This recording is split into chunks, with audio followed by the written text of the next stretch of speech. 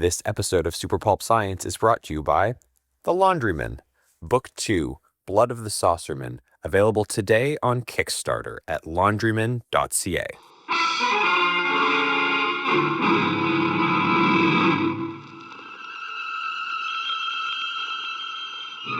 Attention, citizens! It's time for Super Pulp Science! This is Super Pulp Science, where we talk about how genre gets made. I have boxed up my long softening co-host, Justin Curry, and I've shipped him off to further. Oh, he's looking at me. Okay, I shouldn't have called him that, but he's not going to be on the show, and he's great, and I'm glad he's put up with me all these years, and he hasn't quit yet, but he won't be on this episode. Instead, I have brought two long-time contributors to the show who have been part of this show's mandate, which is to demonstrate actual applicable problems, solutions, and creative pathways in publishing and creating books, comics, and stuff you own. Lyndon Redchenka, Stephen Call, welcome to the show. Thanks for having us. Now, on my panel of judges is, of course, producer extraordinaire Dan Vadeboncoeur. Thank you. And we're going to talk to you today about your path of publishing, because there is a new star in the constellation that guides you now, isn't there? Stephen pointed over there. Oh, yeah, we're not supposed to talk about him either, though, are we? Dear listener, this is what I want to say to you if you're new to the show or new to these two vagabonds that we've brought on the show. Comics is a strange business, but a good piece of advice that always works, that has always worked, is if you want to make comics, you got to make some comics. And these two guys have rolled up their sleeves many times to just get the work done and then worry about what to do with it after and how to market it, how to publish it, how to present it, how to pitch it. All of those things after the work gets done has been a really important part of what they've done. I'm going to have both of you briefly introduce your role in your creative team, because you also wear different hats in other projects. But for this one, why don't you tell us about the Laundrymen and what your roles are in the Laundrymen project? Okay, well, I'm normally here, so I'm going to try and spend this episode letting Stephen talk as much as possible, because the listener gets to hear my voice more than enough. The elusive Mr. Call. You know how hard it was to pin him down for this? I exist. We're holding Here. him down right now. It actually wasn't that hard. Okay. I'm a writer and letterer and graphic designer and book layouter and publisher liaison and printer liaison and part-time convention booker and logistics organizer. Sometimes flight management services. Yeah, exactly. Lyndon is everything, That's not true. and I draw the stuff. The important thing is that none of it does anything if Steven doesn't draw the stuff. That's what I keep telling myself. So you make the book. Is that what you're saying? The printer makes the book. Program. Okay, keep going. Your role in this. I'm the illustrator. Maybe in times past I did a little bit more, but and I think I don't know. I had a kid a couple years ago, and so I ultimately just draw the books that are in front of me in the moments that I have. And Lyndon graciously does so much to make all this stuff move forward. How does it feel that I'm having a kid and you're going to have to do some of those things again? Is this a Parents Anonymous meeting? It actually feels pretty good because I often think like, oh my God, I should be doing this thing. As I'm like holding my kid and like putting him to bed. I'm like, oh, I need to do this thing. And why is Lyndon doing all this stuff? I should be trying to do something else. While I'm trying to eke out 45 minutes in the evening to work on a book. And now that Lyndon is going to be a parent, I think my kid's a little bit older. He's a little more on a schedule. You know, I can sit and do things while he's in the room now that I'm like, this is kind of wonderful timing that I can start taking maybe try to take things on more and You're welcome. We equalize. timed that on purpose, you know. Yeah, I love how that's We working. did. When we came down to our timelines, I thought, what would make Steven's life easier? And Or- Dan and I have enough gray in our beards to look at you and look at each other and say, "Ha, you fools!" The kid doesn't need you less. I have a 14-year-old and a 16-year-old. They don't need me less. They just need me differently.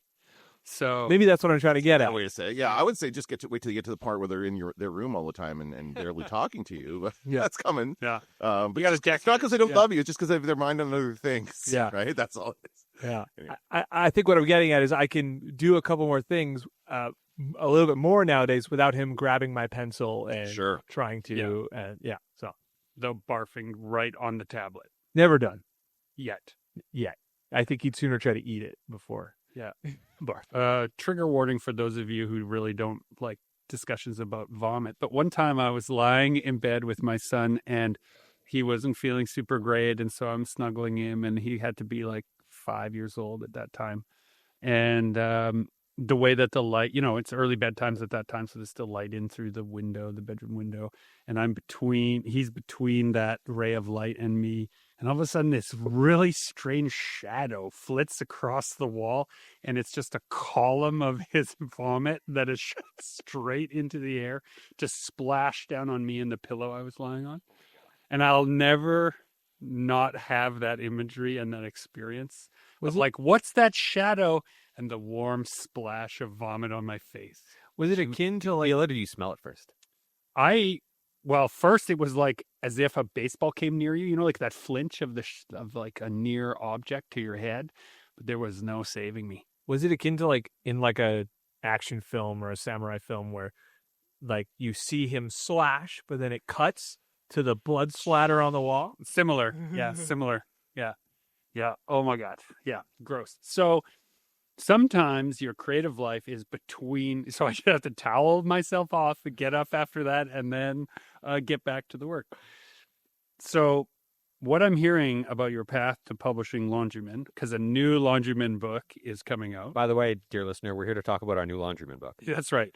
Is that life gets in the way. So on the path to publishing, dear listeners, if you're feeling like, how come I'm not getting anywhere? It's fine. Your life is in the way and you're living it. You're dealing with all those things. Other things that are in your way are, of course, the time it takes to draw it. How do you script it? How do you write it? You guys come up with that story together, right? Mostly. Yeah. We mostly, before Lyndon goes to script, we know what's going to happen in the book. We know how it's going to end. We have a rough idea of the acts and stuff like that. And then Lyndon goes to script. And then every now and again, he'd be like, I'm stuck. How do I work these pages out? And we'll go through it together. But for the most part, script and everything, not for the most part, for 100% part, the script is Lyndon. But we concept together, I guess. Yeah, story Yeah. break. So then on this path to publishing, you guys have done a few previous projects together. Then you finally got your acts together and you did Laundryman. We did. Laundryman, you self-published. We used Kickstarter to do that. It went pretty well, the Kickstarter. It did. And then the book itself, as you went from show to show, convention to convention, bookstore, comic store, you did the work on the ground. It started to find an audience enough that dreaded creative moment where the audience arrives and says, where's the next one started happening? Yeah. I want you to tell me about that moment because it's happened to both of you where you were held accountable to the fact that your book ends promising more. And so they showed up for you to keep your promise. It was like, so because of the timeline of first book to second book, there has been a lot of space. I think initially we thought after the first book comes out, it'll be 1 or 2 years and then the second book will be out. But it will be 3 years when the Kickstarter for number 2 starts. And going to a show for the first time, knowing that a year earlier I had told people we'll have the book here next year, it felt like any time when you like screw something up for a friend or something, and Right, then right. you have to break the news to them, But what was great about this, it's like that friend going, "It's okay, man. We'll get it next time." And so many, I don't know if I've encountered a fan of Laundrymen who has been like F you then. angry or disappointed that there's not another book. They're like, "Oh, do you have anything else?" Or, "Oh, that's fine. I'll see it next year. Oh, can I sign up for a Kickstarter or something like that?" People have just been like super gracious about it and patient. Remember your manners, you big mouth dog rapping carnivore! That's it. I'm irritated. I'm going back to the ship. As I've mentioned before, in my misspent youth, I ran a comic store. So I just wanted to let you know that you're not the first comic creator to break the heart of a fan with a release schedule. So they've been hurt so many times before that the callus is quite strong to be like, oh, well, a book I really like took longer than they thought is not a strange story. It doesn't feel like a lie. And when they see you guys display and the work you're putting in and the fact that even though you didn't have the full issue on the road last time you had, or a full graphic novel, you had a fill-in issue at the first chapter of the next one. So people knew that you had been working in earnest and there was a lot of, it's not so much that you were just like, yeah, I didn't do it. Yeah, we always did our best to make sure that there was something for people, whether it's Laundryman related or something else that we bought or something else that we made, or like even like Dire Beasts was a big one year, which filled that gap, Right. that people were really stoked on. Yeah. So on that path to publishing, you would say anthologies are a good way to keep the audience engaged when your larger work has not been able to be the focus. Yeah, if you're lucky enough to be part of a community that can get together and do an anthology, and especially the way like our group has done them, like having that as like quick work to have on the table has been wonderful. Yeah. All right. So now we've got this other problem that is looming ahead of you, which so you found your collaborator. I did. You did the work. We did. You found an audience. We did. You fulfilled your promise to that audience first time To begin with. to Yeah. begin with, The first promise. right? You now have the second volume of The Laundryman. Does it have a good subtitle? It's an okay subtitle. We outsourced the subtitle. Yeah, this is me, as Colbert says, buttering my own bagel. You know, when we decided on the subtitle of this book, which is Blood of the Saucerman, Stephen insisted that we give you, Gregory, your adequate credit for coming up with that, for being the inspiration of that title, because in the making of a pinup for book 1 3 years ago, we already had the plot points of book 2 set out, and Gregory decided, I don't want to draw from the first book. I'm going to draw a cover for the second book. I was like, yes, And- this tired old property, I don't want to be. And I stared at that cover going, God, it's so much better.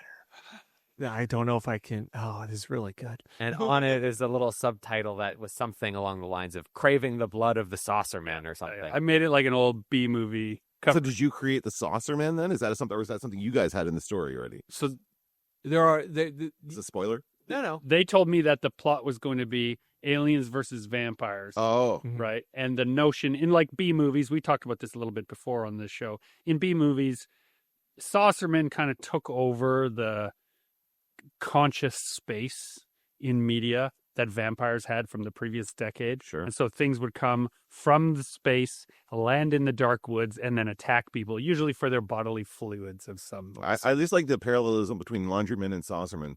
Yeah, There's like, it's another group of people. who do That's right. something- we're just Yeah. innocent men. We're just normal men.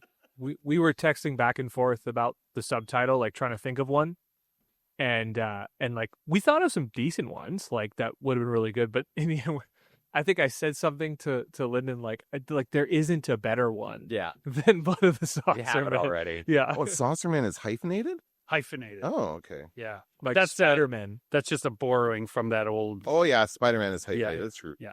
Okay. I think in our print title, it's a space. It's Saucer Men. Okay. Yeah, they can do what they want. They can do what they want. Yeah. So, and then we used that as a cover for a black and white reprint of issue 1 as a, promotional giveaway. So wait, new thing. one of Did those he ever fill-ins. give you the cover that you wanted in the first place? That's the cover he gave us. So, dear listener Dan is holding an image a pinup that Gregory had done that was included in our Kickstarter 1 campaign. However, Gregory cribbed the idea for Kickstarter 2 and made that cover instead, and we kept it because you can only ask friends for so much free work. Well, no, I'll tell you. So in this path to publishing, asking for favors is a good one. When you told me that the second one was about vampires and aliens, you knew me. You knew what you had like done, vampires and aliens, right? And so what am I going to do? Am I going to retread a tentacle beast? No, I've You done love that. Lovecraft. All I had done for like years before you had asked me was tentacle related things. So the chance, That's all I think about. right? The chance to finally put a vampire on the cover of something. It's all I wanted. So anyway, that's how we ended up on our title. Yeah. Go on, Gregory. So you have Blood of the Saucerman, the new Laundryman book. You have finished illustrating it. It is completely drawn. We have 1/3 of it colored. So- Yeah. So for Great those, coloring. We're in. I'm doing very good. are you doing the colors? Someone else doing the I'm doing colors. the colors. So you're doing all the Yeah. colors. So all the art for Volume 2 will be you. Yeah. Okay. I wondered if, because this is also a hurdle for people who are doing comics, often that job is divided. You'll have someone doing pencils and then inks, or just line work and inks and finishes if you're working digitally. And then often, but not always, a colorist comes in to do that finishing. But you have said, no, I will do it all. And I've asked Yeah. many times. The option has been there. I just I don't know. I think it's just the place Laundryman holds in my heart. I'd rather stay up till 5 a.m. for 3 weeks getting this done on time if I have to. From your cold. I will not have to, but if I have to, I want all the art to be me from back to front. Okay. So then the next hurdle is, of course, do you go back to the well the same way? But that assumes that media hasn't changed in the last few years, that audiences haven't changed in the last few years, and that nothing ever changes. Never does. No. I think media is undergoing a great change. Publishing is undergoing a great change. How people engage with things like Kickstarter, social media, websites in general, platforms in general has changed dramatically in the last few years. So much so that at the institution you work at, they've started to Pointing it down I'm pointing it down to your listener. Yeah. And I'll keep the names out of it because I don't think I'm officially supposed to be able to Right, talking sure, about this. But people who know me know where I work. It's not very much of a secret, but yeah, we're looking at renewing our. It's actually something every program does every like 6, 7, 8, 9 years or whatever. We've been on the further end of that spectrum at this point, but we're looking at reshaping our program to meet the needs of our students in this modern age, right? And so what we've seen is, and what I've seen as an instructor is somebody who's had my focus on media, on specifically radio, and then also somewhat TV, because those two industries are kind of together. All the jobs are gone, right? There are no more like the corporate media. What do you call them? Conglomerates, platforms, No, but there's a word. vampires. You were using that word. Key holders. What am I thinking? Stakeholders. Stakeholders. Thank you. Stakeholders is probably what I'm Also related to vampires. Sure. Those are important. But yeah, all these big media guys, they're kind of failing. I really do think that these Canadian, like in Canada, there's only a handful of companies that own all the media, just like grocery stores. And so it's all kind of failing. They're not selling the advertising that they once sell, like radio advertising or traditional TV advertising. I don't know anybody who's buying that right now. And so they don't know what to do. They're struggling. And speaking to that exact point, which I'll bring back around to what it says about publishing, there was a recent announcement by our own Prime Minister about Canada's commitment to partnering with China as its next new global partner. I didn't watch that on the 6 o'clock news like I would have 10 years ago. I watched it on a YouTube link. Yeah, absolutely. So that I could stay caught up with the local politics. People do not sit down to watch the news at 6 o'clock anymore. It's a 24-hour cycle. It's always on, and you have to be able to serve people wherever they are. One of my biggest frustrations with the media, and this is kind of a tangent, but is their reluctance to embrace like YouTube as a medium. Mm-hmm. Because yes, I know YouTube is a single website owned by a massive conglomerate company, but it is also a medium. It is also a place where everybody can upload these videos and all this kind of stuff can happen. You reach all these audiences. And it really is about the democratization of media, because anybody can find an audience there, really, if you work at it, right? So, and the stakeholders are not in control of that stuff. None of them want to upload their stuff to YouTube. None of these big companies want to upload. Like when I was at CTV, I'll say them because I don't work there anymore. They were so against uploading stuff to YouTube. They're like, no, they can go to our website to get it. I'm like, nobody's going to our website. People don't want to go there. They want to go where they want to go. And a lot of them want to go to YouTube. So if they're going to be there anyway, you might as well put your stuff on there so they can see it. So that's what I'm going to be focusing on in my stuff. We're not going to train people for these jobs, these specific jobs in industry. What we're going to do is give them all the skills that we think they need to get whatever job they want that still exists. Well, an interesting thing, too, is, again, this is, we'll wrap up the tangent here, is here in Canada, the current laws are that social media can't be linked out to news websites anymore. Right. That's, oh my God, that's a whole other thing, yes. If you want, but you know what can still be linked out to? YouTube. And so if you want to get your news out to someone, put it on a platform that hasn't been blocked by the laws that are here. Greetings, friends, and welcome to my ship. I'm Captain New Eyes. I live in the far future, where all the species and all the planets have had to learn to get along. Hey, Vorp? That's the truth, Skipper. Publishing does not happen in a vacuum.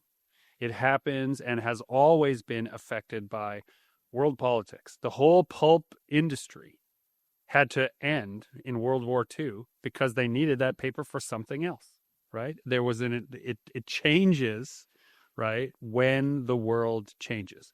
And so we're in a world now where fast music and fast fashion and fast media and fast consumption is one type of way that people get all their stuff. And books are slow media. It's like slow fashion, right? It's thoughtful. You have to have an attention span. You have to seek it out. It's inconvenient. And inconvenience is its strength. The people who found it, who want it, who are happy to wait for it, are patient and considerate. And if you had to, as a company, say, we would like to find only patient and considerate customers, the cost of customer acquisition would go up 100 times. But in books, patience and consideration are part of the entire experience for those customers.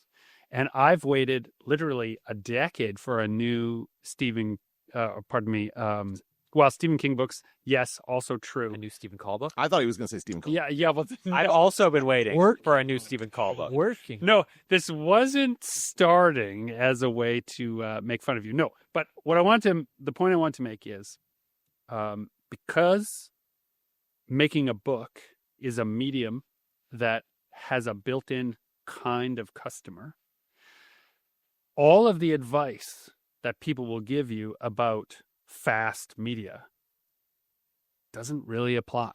Yeah. And so while, yes, you can get on social media and shout from the rafters, those people want something right this instant.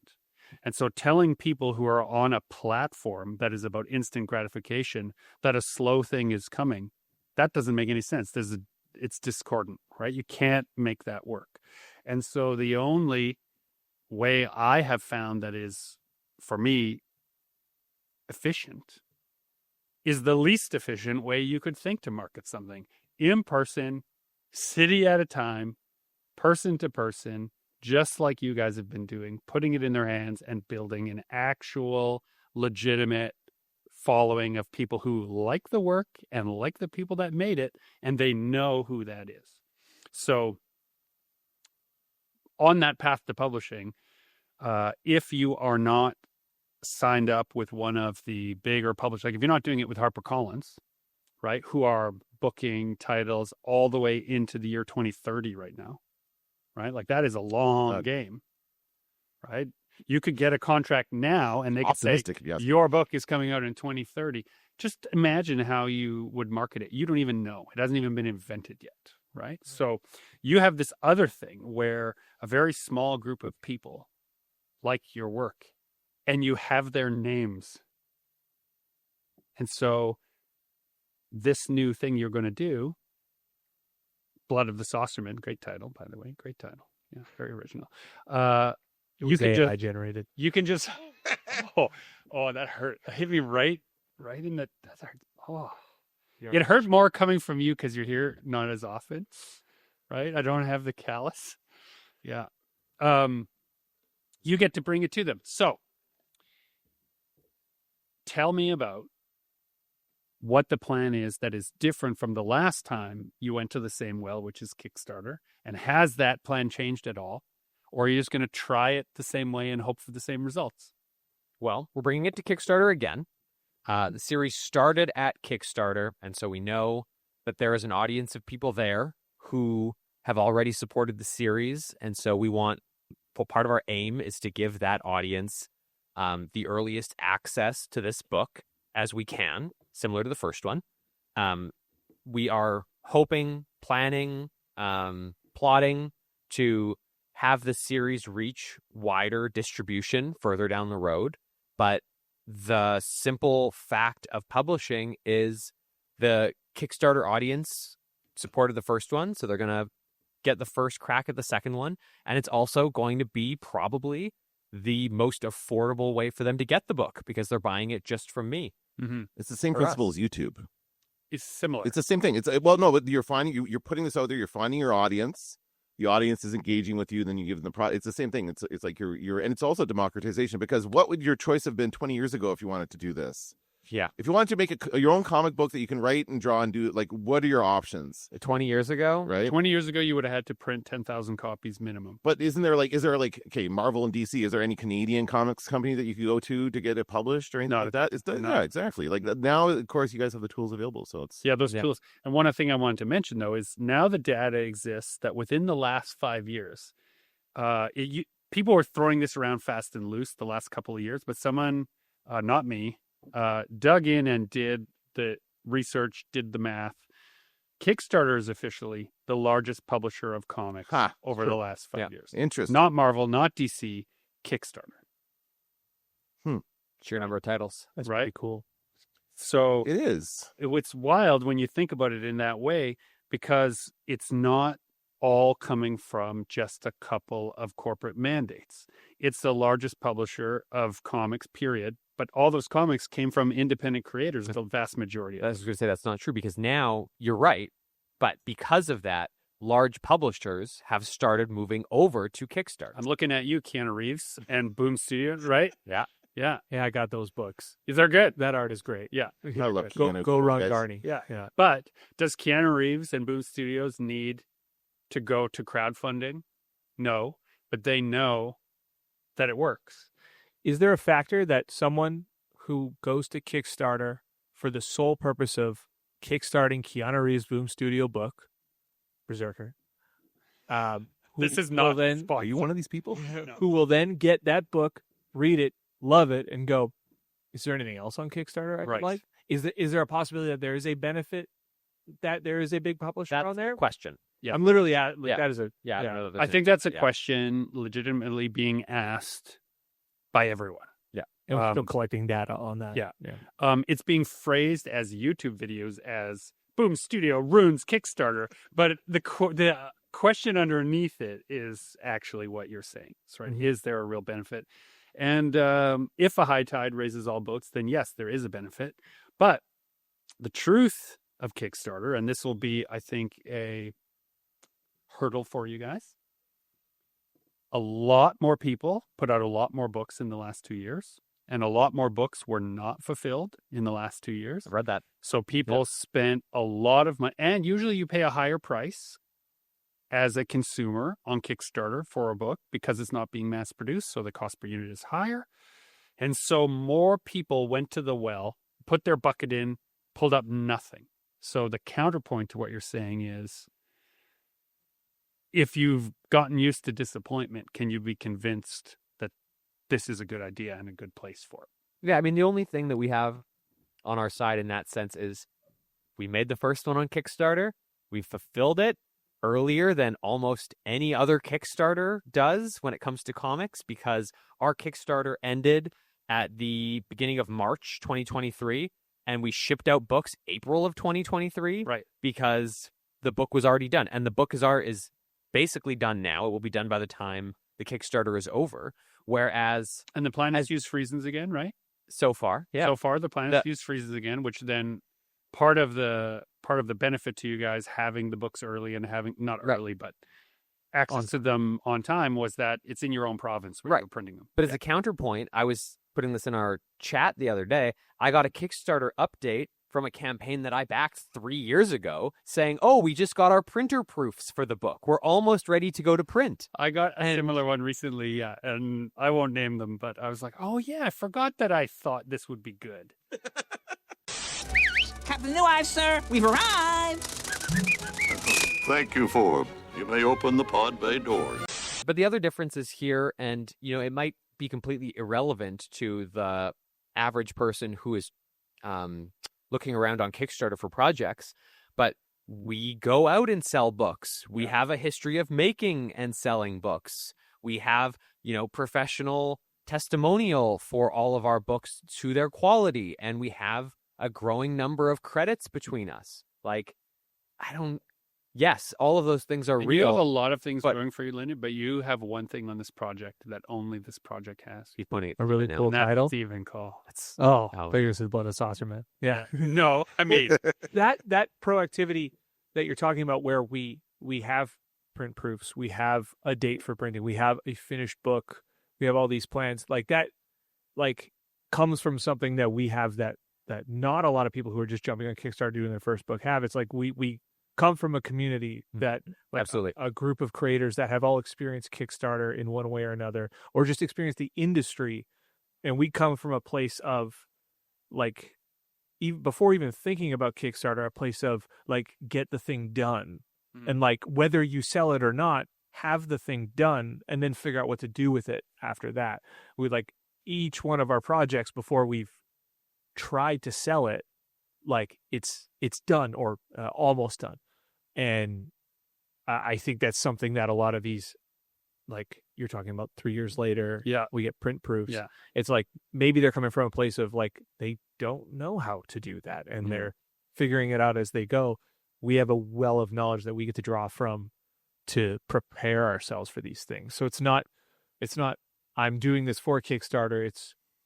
Is Kickstarter the right thing for this one, or should we look at other things for this one? Yeah. How much are you guys thinking about stuff outside Kickstarter as far as marketing this Kickstarter, posting to Instagram, posting to other platforms? When I did a Kickstarter, it was mostly Facebook and Twitter I was posting on a lot and getting back people in the day, yeah. Yeah, and I won't even open a Twitter. when those platforms were still effective, and I will absolutely say they are not anymore. Facebook, you would have to pay for the reach to get anywhere near that. You still do. Yeah, exactly. And then Twitter is just a mess. So are you guys worried about that, or are you just going to focus on Kickstarter and trying to get this promoted to Kickstarter? Last time we did a lot of Instagram. Yeah. It was I did a lot of time-lapse videos of my art. Oh yeah. And I think we each were posting and collab posting at least 4 posts a week. Something like that is a lot. Maybe even every day. Yeah. At least at the very least Something. X number of days left post. Something, yeah. And I think we did 1 or 2 paid ads, like A/B testing, which one got more engagement. I don't really have a data I don't remember the paid ads being helpful for us. Huh? I don't remember the paid ads being helpful. No, I don't know how much anything we did helped. Truly. No, true. Truly. I mean, with that first one, it was a lot of give credit to family and friends. There was a lot of family and friends who contributed to that Kickstarter. But so many different names that you see a name on the list, you go, I don't recognize that name. Mm-hmm. Or you look at the IP addresses who visit the website and you go oh, I don't recognize that. And then you ask those people and they're like, oh yeah, I saw you at a convention, or I know this person who told me about this, or I read comics, I went to this store, they said this. So I don't know. I don't know. You guys have done that a lot more since the last one. You've been doing this last couple of years. Well, right? what's interesting from how it's changed from the first time we did this is, last time the book came out and Stephen and I participated in a comics writing class that was hosted by Scott Snyder, and Stephen and I were both in there where we talked about the book, and I participate in that community, and I'm in a number of online comics communities that aren't social media. I mean, Discord, if you consider Discord a social media, it's different than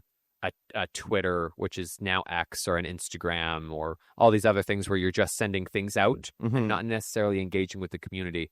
So, we participate in those more now. Something that I'm interested in seeing, almost actually scared of this time, is when we started planning this Kickstarter, we very early on got the pre-launch page on Kickstarter live. And it's been running for a year and a half or something now. And I didn't realize at the time that Kickstarter actually has a page where they show projects that are in pre-launch. Oh. So that people can discover them. Yeah. And there are projects that I've signed up for pre-launch on that, again, have been sitting there for years at this point, and I have no idea if anything's ever going to happen. But I think at some point ours must have floated to the top of the algorithm there or something, because we have 300 plus people who've signed up to be notified when the campaign goes live already. Oh, wow. Now, conversely, I want to say our first campaign for the Laundryman, we only had 110, 120 or so backers to that campaign. So if 30% of the people that signed up for this, back it early, then that's a great, amazing start for us. On the other hand, maybe 300 of those people are robots and not actual people. Some of them are human. And I think inevitable that some percentages. So who knows? We've asked like Zach Schuster, who's done a number of Kickstarters, like, what's the conversion rate on that kind of a thing? And he's like, some people it was really high, some people it was really low. There's no rule, and I have no idea. Yeah, Thanks so for the we have conversation. no idea what is going to happen. Part of my deep fear is we go live on February 2nd and nothing happens. Which is and probably no one what's backs. going to happen. Yeah. Maybe it goes really What if big. February 2nd is also the first day of the war for Greenland? Then you don't know what. And it's also Groundhog Day. Did That you would guys be- realize that? That'd be very. Oh, did you do that on purpose? That'd be I very. think communities under occupation need laundrymen. That'd be very in line with my life. I won't lie to you. The day that Russia invaded Ukraine, I got engaged. The day that Israel invaded Palestine, I got married. Oh, wow. All of these things just continue to line up for me. So are you a Oh. secret metronome for world catastrophe? Yes. Good to know. Greenland's for getting my benefit. invaded on the day your kid is born. Yeah. That's what That- happens. You watch out. Good That's Yeah. what's happening. Yeah. Yeah. That's going yeah. But I mean, both the first book and this one, we've also tried to get on podcasts. So I think the You last get around on podcasts? Yeah, already we do the rounds. I think on this one we've got 7 or 8 podcasts booked on too. I bet you a lot of those podcasts didn't exist the last time. Some of them we're returning to. Oh, And okay, it's good. great. Yeah, and like I was emailing one just this week being like, "Hey, we chatted a couple of years ago on this. Let's not talk about any of the things we talked about last time. Do not ask me how we got into comics. What Do not inspired ask you? what our first comic we ever read was. Yeah. I don't need to talk about any of that. Let's just talk about like what's the current media landscape in comics? What have we been reading lately that's good? And how do we respond to these things? And so some of the approach between the two books is different. Some of it's the same. What's really cool about this one is I think our professional network has grown so much that there's so many more people we can show it to now along the way.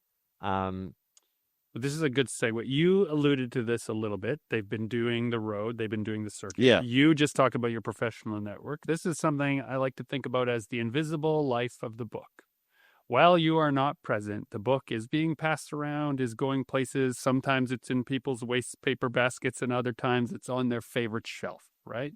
You can't, as Jonathan Ball will say, you can't be somebody's favorite artist unless you are somebody's least favorite artist, right? So Both great achievements. right? Both great achievements.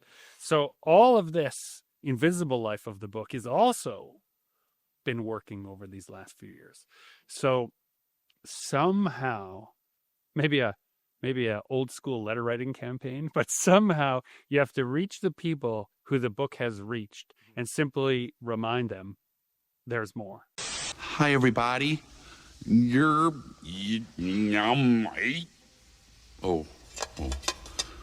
My name is Rex. What is the life beyond the Kickstarter? going to look like for this book? For this book, as we alluded to before, the aspiration is for it to reach a global distribution market, which in whatever way that looks like.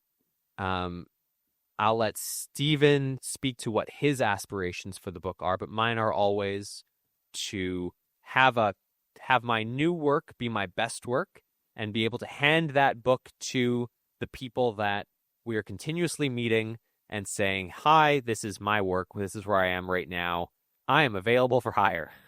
And I would like to keep doing this and not go be a lawyer. I think while it's on my mind, I should mention, dear listener, that if you get some regular publishing commitments, I felt such greed for your statement, my new work is my best work, because I remember the time when that stopped happening, where publishing schedules meant that my newest work that was out to the world wasn't my newest work. Oh, it's already that. And That's they fine. somehow get mixed up in Oh, yeah. publication release. And so to the audience, oh, this is your new work, but to me, I'm 3 beyond it. Yeah. Or sometimes it is and sometimes it isn't. And it's a real complicated emotional landscape. So I'm jealous of the place you're in now. Well, what's really complicated is my new work should be my best work, but what I'm currently working on will not be seen for 3 years. That's right. Yeah. Right. Our new work is always our best work, I think. But yeah, it's not what the audience gets. What about you? What do you want from it? The life beyond the laundryman. I want that feeling that I'm going to have the moment I set the booth up at Calgary with Laundryman 2 on it, and knowing that that's done. Help me. It's been a big, heavy journey getting myself through this book, and it's going to feel really good to know that I can then start on the next book. Wait, I forgot that our whole plan that we just had over there doesn't include you. That's right.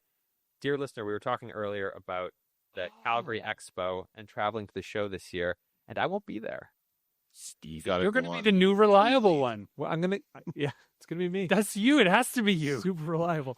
Lyndon won't be there. It has to be you. We'll get a nice black and white headshot of Lyndon, and in a gold frame, and we'll put it on a tripod right beside me. Like an in memoriam. Yeah, yeah, yeah. Oh my goodness. But yeah, to the point of your new work is your best work. I've been working on this book in one way or another. I remember sitting at the table at the Saskatoon Airbnb in 2023 working on pages for this book. And so when you look at this book and you flip through it, you will see me become a 3 years better artist from cover to cover. Like the front of the book looks very different from the back of the book as far as my skill level goes. And so for me, it's like being able to finish the book, be very proud of the product, be able to market it as we've marketed it, being able to sell it to these people who love it. But moreover, being able to get into the next thing. Like there's a book that I'm partway through that I want to finish that the 3 of us are doing. And just knowing I've passed that checkpoint and getting on to the next one. I just want to make the next book. That's my the big new excitement. thing, your best work, new thing. That's the big excitement, is just being able to get on to the next project. That's kind of a nice feeling. It's just we're basking in the Stevenness, right? Also, look at this great side lighting here. Like this is, if I was going to paint your portrait, today would be the day. I guess so. Yeah. Lyndon looks the same as usual, but Steven, yeah, dear listener. Steven, you're new. You're this sparkly new thing. Okay. So Sound like my family. if you Steven's the sparkly new thing. There's always someone newer and sparklier than I am. get used to it. That's just what families are for, bringing us down a notch. Actually, that's a great question. In this path to publishing, what would bring you down a notch? What if the book, and these are real things people don't talk about very often, what if it absolutely flops? What if nobody cares? What if you can't get the Kickstarter off the ground? What are you going to do if no one shows up? Well, the reality is that the great people of the Canada Council for the Arts have already paid us to make this book and the next book. So we're making it. Mm-hmm. So one way or another, It happens. your It's own fake. government has endorsed the Laundryman. Yeah. Yeah. Can you put a little sticker on it that says endorsed by the Canadian government? You have to. We have to put one that says with support of the Canada Council for the Arts. So Yes. Which means the same thing. Yeah. It means the same, Same thing. thing. But other people don't know what that means, right? In this new, strange, quasi-patriotic language. We are inundated with logos all the time in everything, every media. Yeah. You guys watch a movie lately? There's about 10, Yeah, half the 10 credits. logos. Only if you watch the credits. No, at the beginning too. I mean, at the beginning when you get all those weird movie logos Oh, and there's yeah, all yeah. these studios involved. I do. I'm a avid credit watcher. Yeah, I do too usually. Yeah, I'm an avid credit watcher. And I hate that streaming services automatically Skip. bump it off Yeah. as if like you don't care about who made these things that you Do you guys remember TBS used to do the thing where they would go right to the next movie and they would move it up to the corner and then speed through the credits real Yeah. fast and then they would start the next movie in the Netflix still does that. Yeah, that's what they do now. the TBS did it years ago. Yeah. Oh, so they're just boring. Yes, they Yeah, are. they're boring. Okay, Steven, Yeah. what's your favorite part of the new book? so I was going to ask that question. Thanks a lot. Part like of the plot. What part that you had to draw, thing you're most excited for people to see? What's the highlight?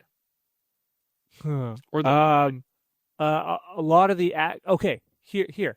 So the way Lyndon and I work is it's very much the opposite of the Marvel method. Lyndon makes a script, it's got panel layouts, it's got pages, and I try my best to problem solve what he's given me and make it on paper. I frequently give him problems. Is what Yeah. I'm saying, yeah. Well, sure, but that's the joy of I wouldn't do it if that wasn't joy, which is it's like a puzzle. But multiple times in this book, he has taken a block of the script and goes, it's action, do it. And so It's true. Yeah. and I initially that kind of freaked me out.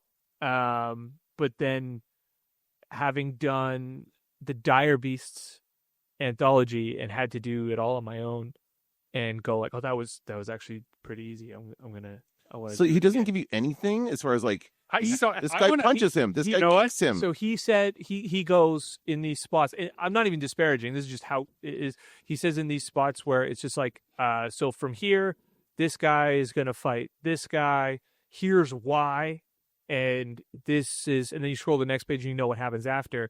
It's like, it's 10 pages, do your worst kind of thing. And then I think I usually give you an end point. I'm like, I need them to end at this point. Yeah, this, and then I pick it up here. Yeah, and I've seen those scripts. I recently saw one you shared for another artist. Yeah. He's working with another artist on something else. It's okay. We're in an open relationship. Yeah. Where it's like, and they draw their weapons and they square off. And then it was like, the next page description is like, so they're going to fight here. You just figure that part out. And then the next page is like what the... So we know Lyndon last can't write action. No, but the reality is that it's a non-verbal page. Right. And the artist is always going to have a better sense of what is visually interesting in an action scene Can than I confirm. am. And so getting to initially dreading doing those and then doing the first one and going like, oh, okay. And then like, so those scenes in the book are basically every action scene in the book. There's a car chase. And there's two big fight scenes at the end. And like I had so much fun drawing those, and those brought so many skills out of me that I didn't know that I had. Like when I draw, I go, okay. I find I'm always like trying to do what someone else has done. It's like, oh, he did this cool thing in that book. I'm going to do that cool thing in this book. And then it becomes my own thing because I'm not going to be able to carbon copy what someone does. A mystery is now solved for me. Why are our action sequences so good? No, well, Yeah. also true, but this is why your name is first on the book, right? A lot of that heavy lifting. It's the call. It's the call effect. I'm lifting some heavy dumbbells while Lyndon has a giant pack on his back. Part of me wonders how they do this in movies, but I think it's probably similar in that they get a stunt coordinator or a fight coordinator to come in and do this stuff, right? So the person writing the script isn't the one figuring out the punches and kicks. They just say, yes, there's a fight. They might have a little detail. And that's they what move on. the Even in John my Wick mind, director talked about. Like Yeah. in previous movies, he was just the fight director. Yeah. And then he's like, oh, I guess I'll try and do a whole movie. Yeah. And in small ways, with an actual professional stunt coordinator, I've been on a set with one. There will often be a note in the script for where the last beat of the fight must fall into frame. Okay. Give that. Right? That's what I get. So is that what you're doing Yeah. too? Yeah. Yeah. Yeah. This is like a whole, there's a gunfight ensues. But then the last scene where the guy has to fall forward in frame and drop and the gun is out of bullets, that stuff might be Ours is the like thing you're building up to. chase scene, chases him through an alley. He can either be on his bike or on foot. Then they get into a fist fight. So he seems to lose the upper hand and he regains it. And I need this page to end with him pinning the other guy up against the wall. Right. And then you turn the page and we're full script again. Right. Just Yeah. They start talking. Yeah. So very similar. So yeah, those are my favorite parts. Less expensive to have Stephen Yeah. draw it than to have it carried out in a film capacity. For sure. Absolutely true. What is your favorite part? Ooh, I haven't thought about this. Perfect. I haven't. Welcome I think, to Super Pulp Science. You know what's funny is I had to letter the book. Right. Recently, you've been giving me the pages, so I've been able to letter, and it's better than I thought it was. So it's so much better than I thought it was based on what the script that I remember writing 3-4 years ago. So Are you making rewrites on the page? oh yeah, edits Yeah. to fit the art always, but the pacing is where it should be. Seeing how Steven has done the big climactic end of the book, which was a mess at script, by the way. The number of I've read your panels- scripts. I know. Because you just wrote action scene and that was it. Well, no, the number of panels that he needed to shove into some of those pages, he's done an amazing job at. So if there's something, I think my favorite part is going to be reading it finally when it's done. Because again, it's been a road to get here. And My experience with Last Breeds was similar. When I would read the pages, I'd be like, wow, this book's kind of good. yeah, for a while I was like, oh, we should gotta get through it, and like, we'll fix it in post. And I got to post, and I was like, oh, there's not that much I need to do here. This is great. So I'm excited to read the whole thing and to have it in my hands and to send it to all the fun people we've met over the last couple years and say, look, we did it again and it's better this time. Yeah, to show improve. Gentlemen, you are, of course, staples on the show. Dear listeners, if you don't know how many episodes they've been on, it's a lot. But what we have done is I've tried to check in with these two creatives a bunch of times over their career from the very beginning till now. And so if you're wondering about some of the things they've alluded to, we have a pretty big backlog of episodes related to the making of comics. On my website, jimbykmichuk.ca, we have there's a little widget in there that has a pull down of comics making specific episodes, all in sort of one place. So and most of them I think are you guys. So if you're looking for a quick place to find them, we'll put a couple of... I'll put them in the show notes for some sure. of Yeah. fans' favorites can go in the show notes. Okay. There's probably more episodes than you have room for in the show notes, is what I'm alluding That's a to. lot. Character limit. There's a lot. Perfect. We'll put them in the show notes. But I hope the dear listener realizes that the path to publishing is not straight, that the world changes, your life changes, the priorities of your life must change as time moves on. And if you just take it slow, put in the pages, stand by the people who've stood by you, the book comes together. This reminds me of a quote that I heard recently. It's, life doesn't come at you, it comes from you, and that takes time. This has been Super Pulp Science. This is Jim B. Kmichuk encouraging you to join the fight and make comics. And support us on Kickstarter.